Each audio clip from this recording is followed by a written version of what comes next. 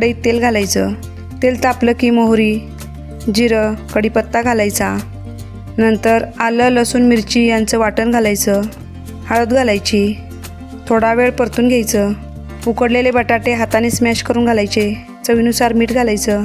पाव चमचा जिरा पावडर, पाव चमचा धना पावडर घालायची. बारीक चिरलेली कोथिंबीर घालायची. नंतर स्मॅशरने बारीक करून घ्यायचं. आता आप्याच्या बॅटरमध्ये चवीनुसार मीठ घालायचं. सर्व मिक्स करून गरजेनुसार पाणी घालून सैलसर करून घ्यायचं. भाजीचे छोटे छोटे सपाट आकाराचे गोळे करून घ्यायचे. गॅसवर आप्पे पात्र ठेवून तेल घालायचं. नंतर यामध्ये आप्याचं थोडं बॅटर घालायचं. नंतर त्यामध्ये भाजीचे बनवलेले गोळे ठेवून घ्यायचे. पुन्हा वरून आप्याचं बॅटर घालायचं. झाकण ठेवून 2 मिनिटं वाफवून घ्यायचं. वरून तेल सोडून आप्पे पलटून घ्यायचे. दोन्ही बाजूनी छान भाजून घ्यायचं.